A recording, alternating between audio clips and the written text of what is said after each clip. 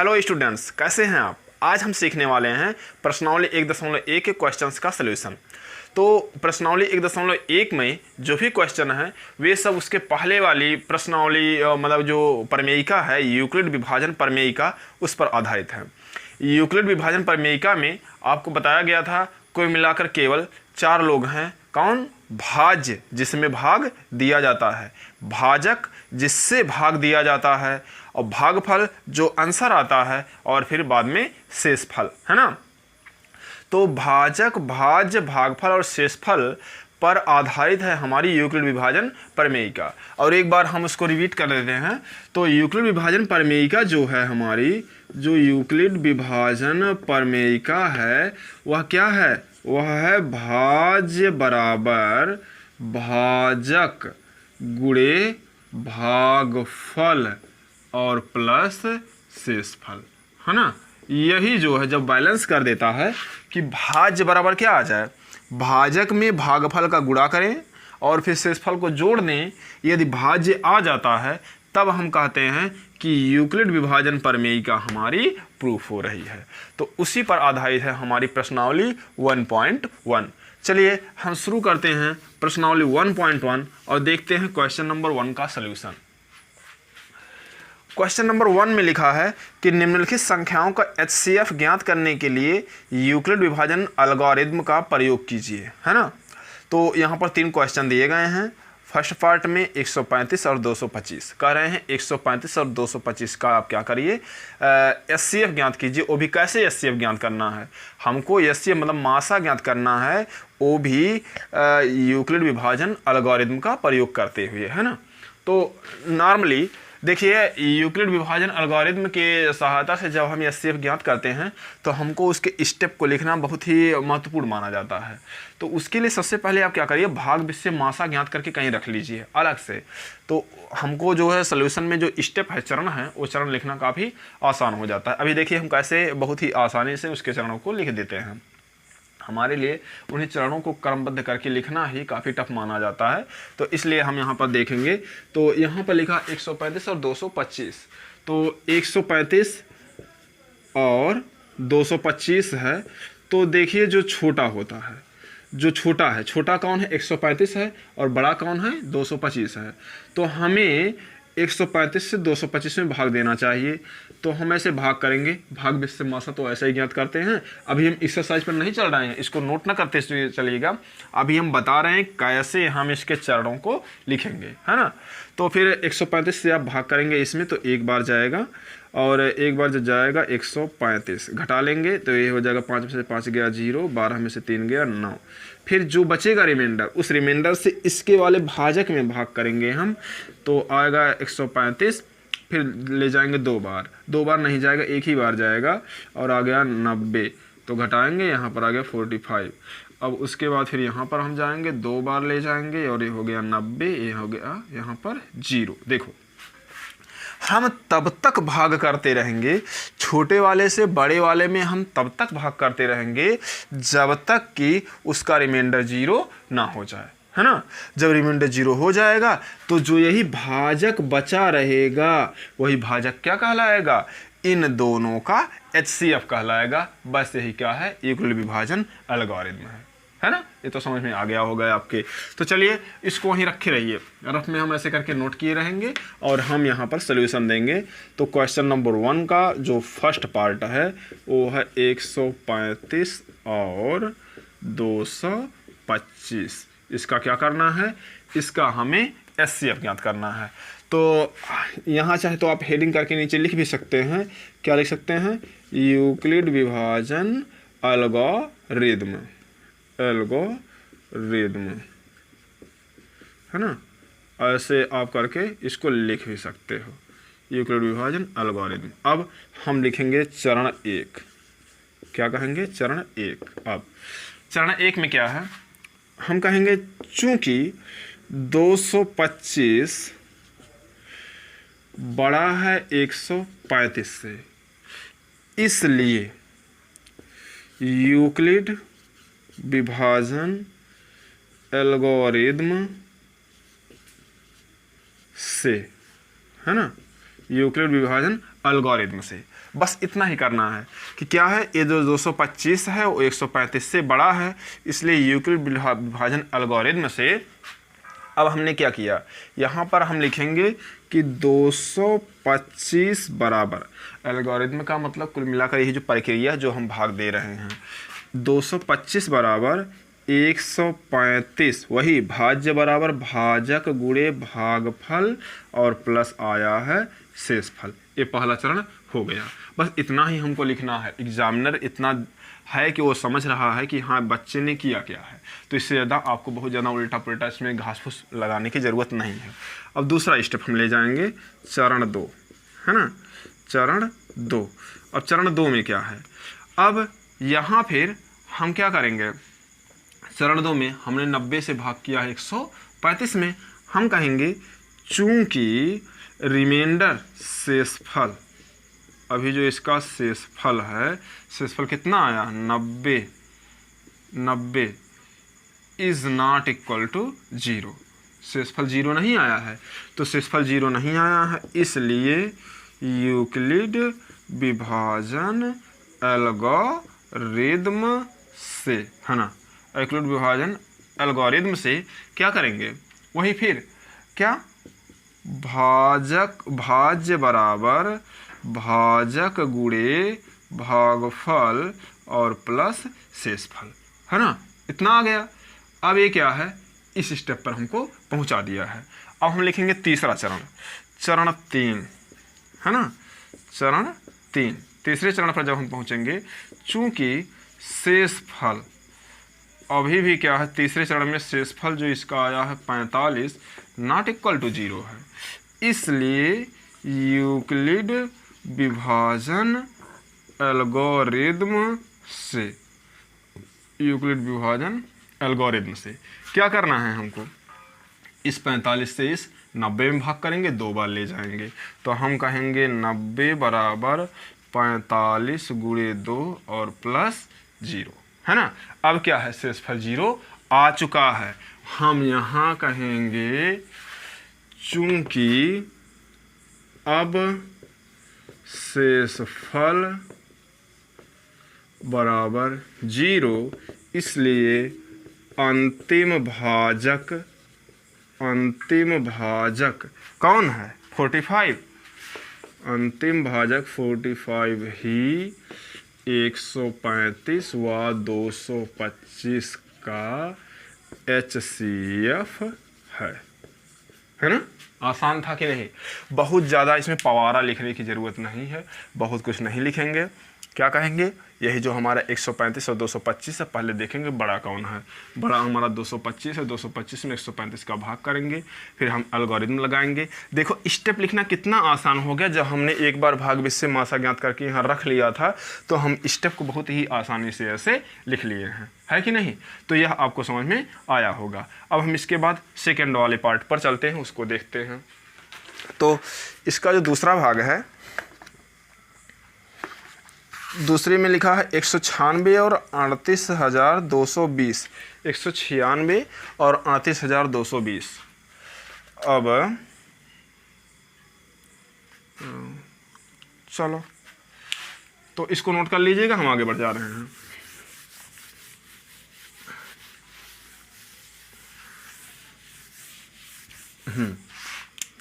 पहले क्वेश्चन का जो दूसरा भाग है, लिखा है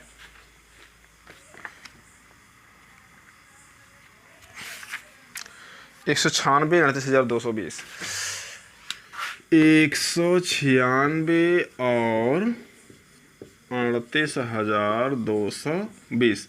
तो अभी एक काम करिए आप, यहीं कहीं आप इसका ज्ञात कर लीजिए मासा।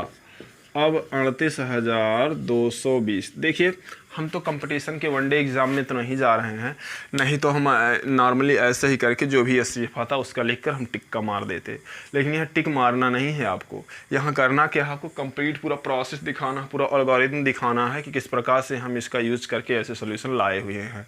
तो ये तो आपको मतलब कि सोल्यूशन को आसान बनाने के लिए हम कर रहे हैं, बाकी आपको इतना लिखना ही पड़ेगा।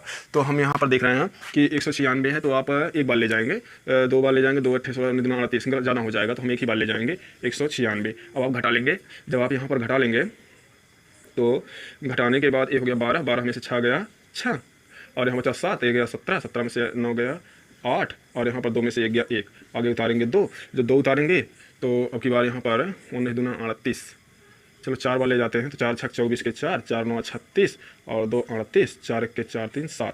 अभी भी ये कम है, आप 9 बार ले जाइए, 9 नहीं 8 बार ले जाइए, 8 छक 48, 48 के 8, 8 9 72 और 4 76 और 8 के 8 7 15, 9 बार ले जाइए।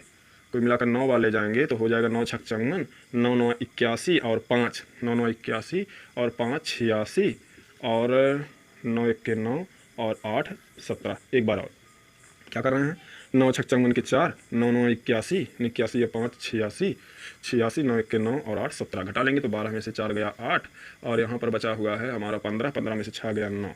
उसके बाद हम जीरो को उतार लेंगे, जीरो को उतारेंगे तो हम कितनी बार ले जा सकते हैं चलो हम ले जाएंगे 4 बार, तो हो जाएगा 4 छक 24 के 4, 4 9 36 3 27 और फिर हो जाएगा 4 1 के 4 2 6, है ना। 4 छक 24 के 4, 4 9 36 और 36 और 2 38, 36 2 38 और 4 1 के 4 3 7, ऐसे अब सही है।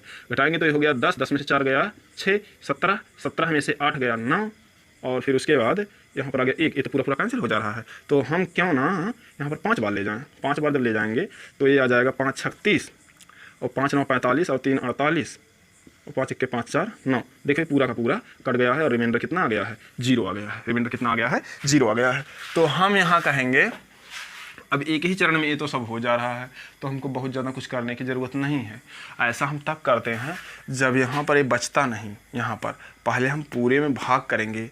196 से 195 बार हम ले जाएंगे तो लगभग ये तो अब हो गया है कैंसिल, तो यहाँ पर नहीं तो ये जब बचा होता, यहाँ कुछ ये ना होता, तब हम जो रिमाइंडर बचता उससे भाग करते, जैसे पिछले वाले में किए थे। तो हम यहाँ चुपचाप ऐसे कहेंगे यूक्लिड विभाजन एल्गोरिदम से, बस क्या, चूँकि 38,220 इज ग्रेटर देन 196, देयरफॉर अब क्या करेंगे, 196 से इसमें हमको भाग करना है ना, तो होगा 196 जाने दो, 38,220 बराबर 196 कितनी टाइम ले गए हैं, 195 टाइम, और शेषफल कितना आ गया है, 0। चूँकि शेषफल बराबर 0, इसलिए 38,220 व 196 का HCF 196 है। बस इतना ही, ये तो सिंपल था, है ना। ऐसा इसलिए हुआ क्योंकि जब हम इससे देखो भाग कर रहे हैं तो भाग करने पर रिमाइंडर एक ही बार में वहाँ पर मतलब 0 हो जा रहा है। 195 बार जब हम ले जा रहे हैं तो वह कितना आ गया है, यहाँ पर रिमाइंडर 0 आ जा रहा है इसी एक ही से डिवाइड करने पर। कहने का मतलब देखो जो होता है HCF क्या होता है, हाईएस्ट कॉमन फैक्टर, ऐसा फैक्टर जो दोनों में कॉमन हो, वो भी सबसे बड़ा वाला। तो 196 मतलब कि 38,220 मतलब 196 और 38,220 में जो सबसे बड़ा फैक्टर कॉमन है वो क्या हमारा 196 है। तो यही जो सबसे बड़ा वाला कॉमन है तो हम इसी को तो कहेंगे HCF। तो ये 196 जो है यही हमारा HCF है। अलगोरिथम से हमने ऐसे शो कर दिया, रिमाइंडर 0 आ गया है, इसलिए क्या है इसका HCF है ना। उसके बाद हम देखेंगे थर्ड पार्ट, जिसका थर्ड पार्ट है, थर्ड पार्ट में लिखा गया है 867 और 255, 867 और 255। थर्ड पार्ट में लिखा है 867 और 255, है ना। तो अब क्या करेंगे, वही यूक्लिड विभाजन अलगोरिथम लगाएंगे और उसके लिए पहले हम भाग करके ही देख लेंगे। तो भाग करके जब हम देखेंगे 255 से, चलो हम इसको मिटा ही देते हैं, कोई मतलब नहीं है इसका, है ना। यहाँ पर लिख लेते हैं इसको, ये थर्ड पार्ट है पहले क्वेश्चन का। ये है 867 और क्या 255। अब 867 255 बड़ा कौन है 867, तो छोटे वाले से आप भाग करके देख लीजिए 255 से हम भाग करेंगे 867 में, तो आप ले जाएंगे 25 दूना 50, 3 बार ले जाइए। तो 3 बार ले जाएंगे, 3 पचे 15, 3 पचे 15 और 1 16, और फिर 3 दूनी 6 7। उसके बाद घटाएंगे, 7 में से 5 गया 2, 6 में से 6 गया 0 और 1। 102 से हम भाग करेंगे 255 में। देखिए हम आगे और भाग नहीं कर सकते हैं, क्योंकि अब यहाँ पर आगे नीचे ले आने के लिए कोई और नंबर नहीं बची है पिछले वाले क्वेश्चन की तरह, इसलिए हम रिमाइंडर से आगे भाग देंगे इस वाले भाजक में। तो अब हम भाग कर रहे हैं, तो चलो 2 बार ले जाते हैं। तो यहाँ पर हो जाएगा 204, तो घटाएंगे तो ये आ जाएगा हमारा 5 में से 4 गया 1 और ये पूरा का पूरा 5, 51। अब 102 में जब भाग करोगे 2 बार, 2 1 के 2 और 2 पंजे 10, ये आ गया 0, है ना। कितना आ गया 0। देखो 3 स्टेप में ही ये हो गया है। तो हम कहेंगे ऐसे कह लीजिए चरण 1, चरण 1, बस ऐसे ही हम कहेंगे। चूंकि 867 ए जो है वो बड़ा है 255 से, इसलिए यूक्लिड विभाजन एल्गोरिदम से, यूक्लिड विभाजन एल्गोरिदम से क्या करेंगे, वहाँ पर देखिए 867 ये जो भाज्य बराबर है वह है भाजक 255 गुणे भागफल 3 और प्लस आया है शेषफल 102। उसके बाद हम लिखेंगे चरण 2, क्या कहेंगे चरण 2। अब चरण 2 में क्या लिखेंगे, हम कहेंगे चूंकि शेषफल, इसका जो शेषफल है 102 वह है नॉट इक्वल टू 0, है ना। जो शेषफल है 102 वह 0 के बराबर नहीं है, इसलिए दोबारा हम लगाएंगे यूक्लिड विभाजन एल्गोरिदम, यूक्लिड विभाजन एल्गोरिदम से क्या करेंगे। अब 102 को हम दो बार ले जाएंगे, शेषफल 5 लाएंगे, तो हम कहेंगे भाज्य 255 बराबर 102 गुणे 2 धन 51। यही तो आया है। देखो 255 जो हमारा क्या था, भाज्य था, उसमें भाजक 102 से भाग के 2 बार ले गए हैं और शेषफल मिला है 51। 102 गुणे 2 प्लस 51, ये ऐसा मिल चुका है। फिर हम चरण 3 लेंगे, क्या लेंगे चरण 3, और चरण 3 में दिखाएंगे चूंकि शेषफल है ना, चूंकि जो शेषफल है वो शेषफल है हमारा 51 नॉट इक्वल टू 0 है, ये क्या है 0 के बराबर नहीं है, इसलिए यूक्लिड विभाजन एल्गोरिदम से, यूक्लिड विभाजन एल्गोरिदम से क्या करेंगे, ये जो लिखा है 102 हम कहेंगे भाज्य 102 बराबर 51 गुणे 2 धन शेषफल आया है 0।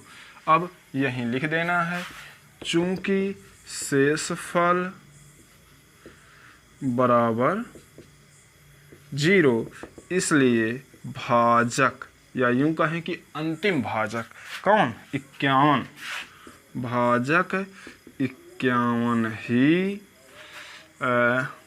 867 व 255 का HCF है, बस, है ना। इतना हो गया है। क्या करेंगे, पहले देखेंगे बड़ा कौन है, फिर छोटे वाले से भाग करेंगे। ऐसे भाज्य बराबर भाजक गुणे भागफल प्लस शेषफल करके हम एल्गोरिदम ऐसे हम दिखाएंगे, और एल्गोरिदम दिखाते हम देखेंगे शेषफल 0 नहीं है, फिर दूसरा स्टेप लगाएंगे, फिर देखेंगे शेषफल 0 नहीं, फिर तीसरा स्टेप लगाएंगे, और जैसे ही शेषफल 0 आ जाएगा हम कहेंगे जो अंतिम भाजक है हमारा 51 वही क्या है, इन दोनों का HCF है ना। इतना आपको समझ में आ गया होगा। अब हम देखेंगे क्वेश्चन नंबर 2। क्वेश्चन नंबर 2 में लिखा है दर्शाइए कि कोई भी धनात्मक विषम पूर्णांक 6q + 1 या 6q + 3 या 6q + 5 के रूप का होता है, जहां q कोई भी विषम पूर्णांक है, मतलब कोई भी पूर्णांक है, ऐसा लिखा है। यहाँ पर जो लिखा गया है दूसरा क्वेश्चन, दूसरे क्वेश्चन में है, तो ये कह रहे हैं कि दर्शाई कोई भी धनात्मक विषम पूर्णांक, यही चीज़ें नोट करने योग्य हैं। धनात्मक विषम पूर्णांक किस रूप का होता है, 6q + 1, 6q + 3 और 6q + 5 इस रूप का होता है, हमको यही देखना है। तो हम यूक्लिड विभाजन प्रमेय का यदि लगाएं तो यूक्लिड विभाजन प्रमेय का है क्या, वो है a बराबर बी क्यू प्लस आर, यही है ना, a बराबर है बी क्यू प्लस आर। तो हम क्या करेंगे, एक कोई विषम पूर्णांक लेंगे a, एक कोई धनात्मक विषम पूर्णांक लेंगे a, और फिर उसमें क्या करेंगे, हम b से भाग करेंगे, उससे क्या करेंगे हम b से, उसमें हम क्या करेंगे b से भाग करेंगे। अब b का मतलब किससे भाग करेंगे, ये जो छा है, छा ही तो है, छा से भाग कर रहे हैं ना, कितनी बार ले जा रहे हैं, तो b बराबर अभी यहाँ पर है छा, b बराबर क्या, अभी यहाँ पर छा है। तो जो भी हमारा रिमाइंडर आएगा, देखिए कुल मिलाकर बात यही है कि हमको इससे इसको रिलेट कर देना है, इसको इससे रिलेट कर देना, बस आगे बढ़ जाएंगे। हम कोई भी एक धनात्मक विषम पूर्णांक ले लेंगे a, और फिर b लेंगे, क्या b लेंगे, b की जगह पर जिस, मतलब b का मतलब जिससे हम भाग कर रहे हैं, मतलब भाजक, भाजक यहाँ पर तो 6 ही है, तो हम यहाँ पर b बराबर लेंगे 6, b बराबर लेंगे 6। और जब इसका रिमाइंडर आएगा वह 0 से 6 के बीच में ही तो रहेगा रिमाइंडर, क्या इसके भाजक 6 से भी बड़ा हो जाएगा उसका शेषफल रिमाइंडर, ऐसा तो होगा नहीं, जो उसका शेषफल है वह 6 से ज़्यादा नहीं जाएगा। मतलब जो वहाँ पर आएगा इसका जो रिमाइंडर होगा, जो शेषफल होगा, वह या तो 0 से बड़ा होगा या 0 के बराबर होगा, और कन्फर्म रूप से उसके जो भाजक है उस भाजक से छोटा होगा। तो अब 0 और 6 के बीच में कितनी विषम संख्याएं हैं, 1, 3 और 5, 1, 3 और 5। तो यही तो है जो शेषफल जो r की जगह पर जोड़े जा रहे हैं, मतलब शेषफल उसका क्या हो सकता है, या तो 1 हो सकता है, या तो 3 हो सकता है, या तो 5 हो सकता है। तो इस प्रकार से प्रमाणित हो जाता है कि यह क्या है, यही है यूक्लिड विभाजन एल्गोरिथम से कोई भी धनात्मक पूर्णांक या तो इसके या तो इसके या तो इसके रूप का होता है, बस यही हमको दिखा देना है। तो चलिए हम क्वेश्चन शुरू करते हैं। हम कहेंगे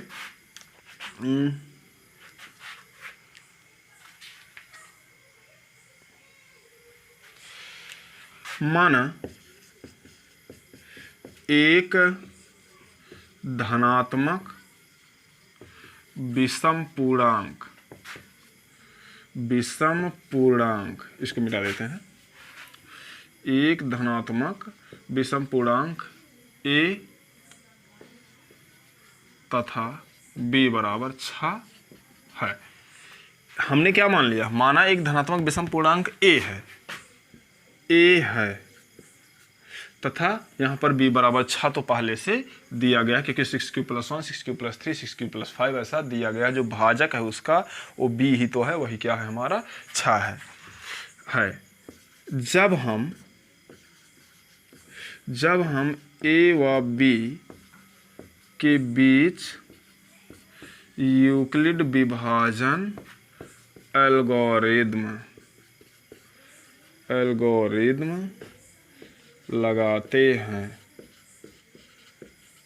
तब क्या होगा, जब हम कोई भी a का मतलब है कि कोई भी एक धनात्मक विषम पूर्णांक, और इस b जो भाजक हमारा 6 है, जब उसके बीच में हम एल्गोरिदम लगाते हैं तो जो हमारा शेषफल मिलेगा वह या तो 0 से बड़ा मिलेगा अथवा 0 के बराबर मिलेगा, तथा वह 6 से हमेशा छोटा मिलेगा। तब हम कहेंगे चूंकि 0 व 6 के बीच धनात्मक विषम पूर्णांक 1, 3 व 5 है ना। 0 और 6 के बीच में धनात्मक विषम पूर्णांक कौन है, 1 है, 3 है और 5 है। इसलिए जब धनात्मक विषम पूर्णांक हमारा 1, 3 और 5 है तो हम क्या कहेंगे, इसलिए r बराबर 1 या 3 या 5, यही तो हो सकता है। मतलब ये जो r है, r की जगह पे या तो 1 आएगा या तो 3 आएगा या तो 5 आएगा। चलो एक बार और समझ लेते हैं। कह रहे हैं कि माना एक धनात्मक विषम पूर्णांक क्या है, a है और b बराबर 6 है। ये b बराबर 6 कहाँ से आया, क्योंकि यहाँ लिखा है 6q + 1, 6q + 3 और फिर क्या लिखा है 6q + 5, ऐसा लिखा है। मतलब a बराबर bq + r से जब हम रिलेट करते हैं तो a बराबर हम मानेंगे और b बराबर यहाँ दिया गया है, r बराबर हमने पा लिया, r बराबर हमने यहाँ पर पा लिया कि यहाँ पर या तो 1 होगा या तो 3 होगा या तो 5 होगा। तो 1, 3, 5 यहाँ पर दिया गया है। अतः हम कह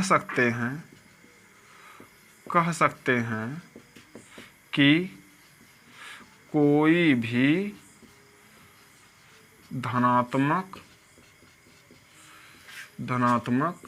विषम पूर्णांक 6q+1 या 6q+3 या 6q+5 के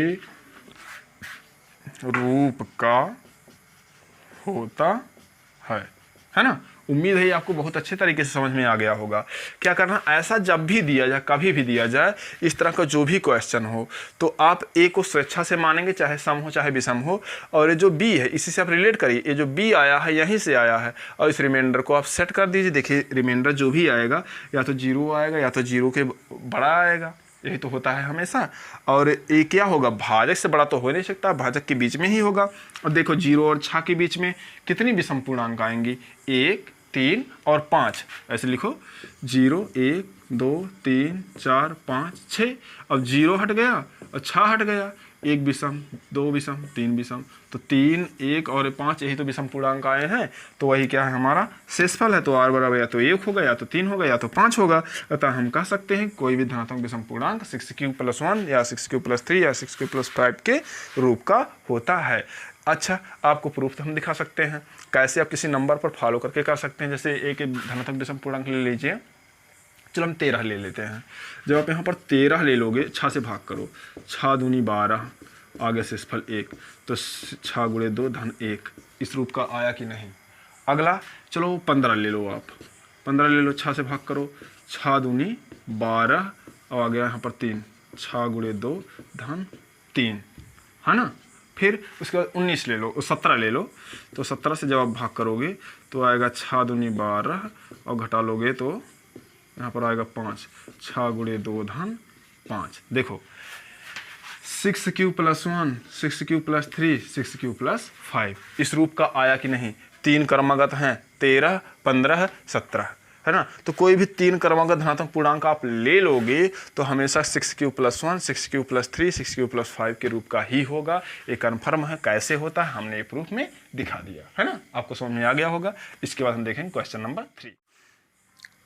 क्वेश्चन नंबर 3 में लिखा है कि किसी परेड में 616 सदस्यों वाली एक सेना की टुकड़ी को 32 सदस्यों वाले एक आर्मी बैंड के पीछे मार्च करना है और दोनों समूहों को समान संख्या वाले स्तंभों में मार्च करना है। उन स्तंभों की अधिकतम संख्या क्या है जिसमें वे मार्च कर सकते हैं। देखिए आगे अधिकतम संख्या, तो इसमें क्या करना है कि जितनी कुल संख्या है और उनको जितनी जितनी टोलियों बनाना है उनका क्या करना है, आपको SCF ले लेना बस, और कुछ नहीं करना है। जो SCF होगा वही क्या होगा, उनकी अधिकतम संख्या होगी जितने स्तंभ वहाँ पर बन जाएंगे। तो हम यहाँ देखते हैं 616 और 32। क्वेश्चन नंबर 3 हम कहेंगे चूंकि 616 सदस्यों वाली सेना को 32 की संख्या में परेड में मार्च करना है। क्या करना है, मार्च करना है। इसलिए SCF 616, 32 ही, मतलब इन दोनों का जो SCF होगा ही अभीष्ट स्तंभों की संख्या